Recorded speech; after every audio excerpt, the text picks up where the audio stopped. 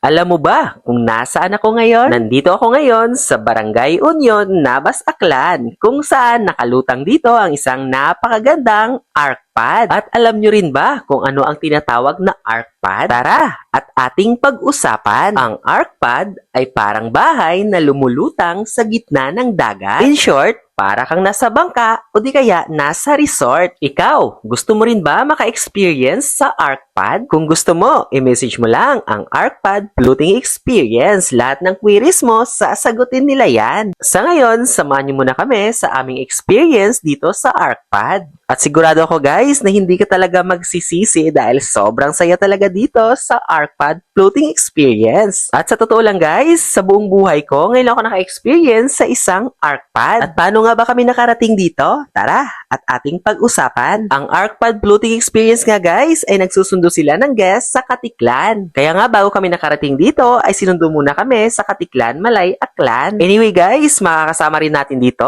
si Cops TV Vlog. At sa hindi pa nakakilala kay Cops TV Vlog, siya isang rising content creator, vlogger ng Buruanga. At unexpected nga guys ang aming pagkikita dito. Anyway guys, balik tayo kung paano kami makarating sa ArcPad Floating Experience. At pagkatapos nga guys, sunduin kami sa Katiklan at nakarating na kami dito sa Union Navas Aklan ay sumakay naman kami ng bangka papunta sa ArcPad. At malapit lang naman ito guys sa Dalampasigan kaya bumiyahe lang kami ng 5 to 10 minutes. Kahit papunta ka pa lang guys sa ArcPad ay sobrang saya ng experience na sumakay sa maliit na bangka. At hindi naman guys ganun kalalim ang tubig dito at hindi rin ganun kalakas ang hampas ng alon. At nakarating na nga kami dito sa isang ArcPad. O diba, grabe, napakasayang experience. Papasok pa lang ako dito, ramdam ko na ang lakas ng hangin. At tamang-tama guys, napakaganda ng panahon ngayon. Hindi masyadong mainit at hindi rin maulan. At pagpasok nga namin guys, in-enjoy muna namin ang napakagandang tanawin na nakapalibot dito. At syempre guys, nilalasap din namin ang preskong hangin na umiihip dito sa ArcPad. At habang nag-iikot nga ako dito guys, napapaisip ako, what if magstay ako dito ng 1 week, kakayanin ko kaya? Dahil nakaka-relax talaga dito guys, nakakawalan ng stress, nakakawalan ng anxiety, at feeling ko sobrang sarap matulog dito dahil napakasarap ng simoy ng hangin na umiihip dito. At lahat nga ng side dito ay pinuntahan ko para ma-experience ko talaga kung gaano kaganda itong ArcPad. Dahil itong ArcPad guys ay malapit lang ito sa isla ng Boracay. Kaya guys, ikaw kung nagbabalak ka mag-Boracay, pwede mo itong isama sa iyong itinerary. Dahil sulit na sulit talaga guys ang ma-experience mo dito kahit dito ka lang sa taas at magpahangin. Anyway guys, ang capacity pala nitong ArcPad ay pwede silang mag-cater hanggang 25 na tao. At pagkatapos nga dito guys, sa baba ay umakyat naman ako dito sa taas. At pagkakyat nga dito guys, grabe naramdaman ko ulit ang lakas ng ihip ng hangin, mas malakas pa kaysa sa baba. At eto talaga ang hinahanap ko para malasap ko talaga ang lakas ng ihip ng hangin. At feeling ko nga guys, nasa yate ako pero ang totoo, hindi pa naman ako nakasakay ng yate. Sa nakikita nyo nga guys, mayroong solar panel dito sa likod ko. At itong solar panel nga guys, ang nagsusupply ng kuryente dito sa ArcPad. Kaya itong ArcPad guys, recommended talaga kung gusto mo mag-private party. Katulad lamang ng birthday o anumang okasyon na pwede mong isama ang iyong barkada, pamilya o jowa. Dahil itong ArcPad nga ay 25 na guests lang ang makater nila ng sabay-sabay. At ito ang inuulit ko guys kung gusto nyo dito sa ArcPad Floating Experience, pwede kayo mag-message sa kanilang Facebook page. At habang kami guys nag-ikot-ikot ay sila naman dito ay naghanda na para sa aming tanghalian. Salamat po, ArcPad Floating Experience. Anyway guys, kung gusto mo mag-ArcPad Floating Experience, ang entrance dito ay 299 pesos lang. Sa 299 pesos guys, kasama na dyan ang transportasyon papunta dito sa ArcPad. At yung hindi naman guys kasama sa 299 pesos, syempre yung pagkain at yung mga water activities. Pero guys, allowed ka magdala ng pagkain at inumin. At usapang pagkain nga guys, tara! Kain tayo. Ayan, shout out po sa kanila. Gutom na gutom yata. Di pa yan nakapag-water activities. Kaya, itodo nyo na ang pagkain para mamaya may energy kayo sa ating gagawin. At ako nga guys, yung pinakahuli na tapos kumain, paano ba naman? Daldal ng daldal. Sa totoo lang guys, sobrang sarap kumain dito, lalo na dito sa ArcPad. Mahangin kasi at hindi mainit, nakaka-relax talaga. At itong ArcPad guys, meron silang portable na CR dito, kaya hindi ka na magwo-worry kung saan ka magdudumi. At pwede ka rin guys magbihis dito kung gusto mo mag-change outfit para sa gagawin mong water activities. At dito pala guys, sa ArcPad, marami kang pwedeng gawin dito tulad na lamang ng fishing. Kahit dito ka lang guys, sa baba, pwede ka mamingwit ng isda. At kung gusto mo naman guys, mag-paddle boarding, pwedeng-pwede ka dito tulad ng ginagawa nila. O ayan, nauna sila yan sa akin ha. Mas excited pa nga sila guys sa akin dito para itry itong paddle boarding dahil wala talaga akong ka-idea kung paano ba sumakay dito.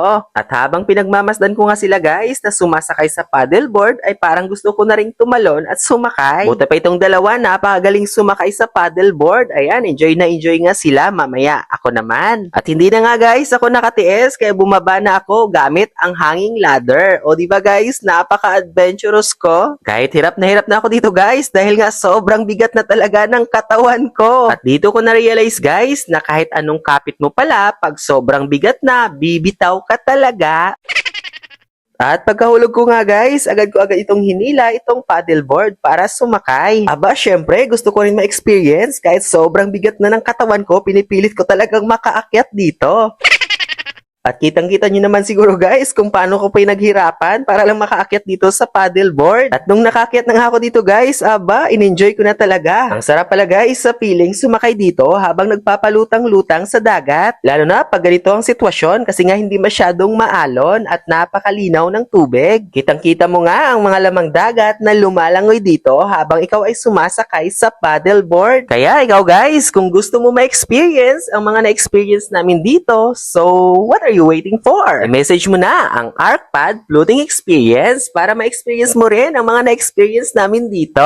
Kahit ilang oras pa nga guys, ang pagpapalutang-lutang mo dito, hindi ka talaga magsasawa dahil sobrang gaan talaga sa pakiramdam. At hindi nga talaga ako nagsawa dito guys, kaya sinubukan ko na ako lang mag-isa dito sa paddleboard. Akala ko nga hindi ko kaya, pero kaya ko naman pala. Ayan, nag-paddle na ako. Di ko nga alam kung saang direksyon ako pupunta. At pakiramdam ko nga, hindi ako umalis sa aking pwesto, pero umaalis din pala, hindi nga lang sakto ang aking direksyon. Feeling ko nga, napakagaling ko nang magsagwan, pero hindi. At eto nga guys, sinubukan kong tumayo dito kung kakayanin ko ba. At sa sitwasyon ko nga ito guys, kabado na ako. Feeling ko talaga malalaglag ako dito sa paddleboard. Pinipilit ko kasi guys, ibalanse ang aking katawan pero hindi ko talaga kaya, kaya tumalon na lang ako. At nung napagod nga ako guys sa kakalangoy, kaya nagsuot na lang ako ng life jacket para hindi naman masyadong nakakahingal. Pinuntahan ko nga dito guys si Cops TV Vlog dahil enjoy na enjoy nga siya dito sa pagpa-paddleboarding. Kaya ikaw guys, kung hindi ka marunong lumangoy, pwede ka magsuot ng life jacket. Lahat dito pwede mong gamitin. Welcome to ArcPad Floating Experience! G! Welcome to ArcPad Floating Experience! G! At sobrang enjoy nga kami dito guys ni Cops TV Vlog, kaya pagkatapos namin mag-paddleboarding, ay diretso naman kami dito sa snorkeling. Pagkasisid ko nga dito guys, parang ilap na ilap yung mga isda, natakot yata sa sobrang bigat ko.